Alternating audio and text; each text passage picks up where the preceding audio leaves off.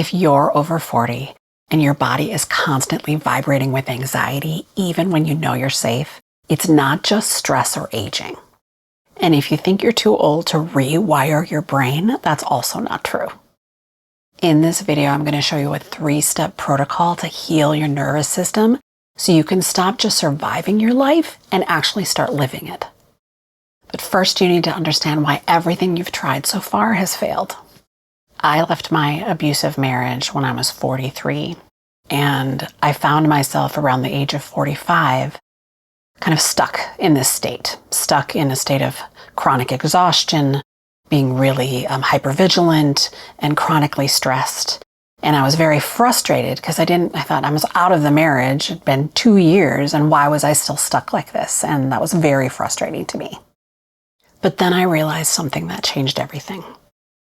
I have spent the majority of my life walking on eggshells to try to avoid problems, and my body was stuck in a chronic freeze mode. I realized that I couldn't think my way out of a feeling problem, and I had to heal my nervous system first. Before we dive in, it's important to know why this protocol works. Most anxiety treatment treats the mindset, but this protocol treats the biological issues. If you skip the treatment for the biological injury, the mindset work will never work. This first step in the protocol is going to help you relearn how to feel safe in your own body again. Standard yoga is really focused on just learning how to do the poses. Trauma-informed yoga, trauma-sensitive yoga, is about befriending your body and learning how to stop fighting your body and learn how to kind of integrate with it again. Especially if you are a person that's particularly disconnected from your body, this is going to be really helpful. And research shows that practicing trauma-sensitive yoga for 10 weeks will bring the part of your brain that really connects the brain and the body together back online. There's a ton of options on YouTube for practicing trauma-sensitive yoga, and you can just search trauma-sensitive yoga, and it'll bring up lots of options for you. I'm going to link some options in the description.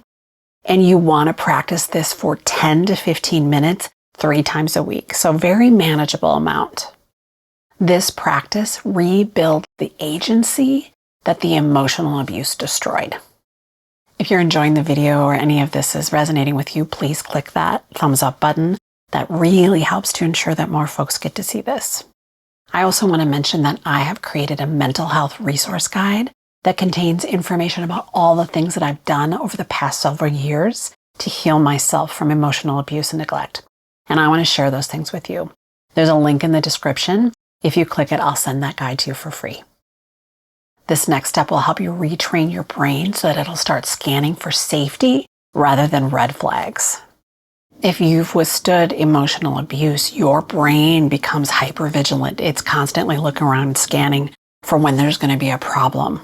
So you have to retrain your brain to scan for safety. This practice strengthens the neural pathways that will help you scan for safety. Step 2 is glimmer hunting.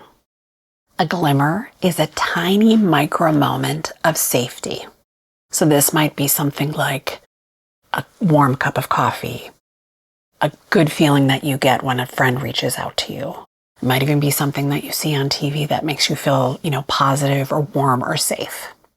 A crucial step to glimmer hunting is that when you see this thing and you notice it, you really want to focus on it and pay attention to not only the thing, but the feeling that you get from it for 10 to 15 seconds.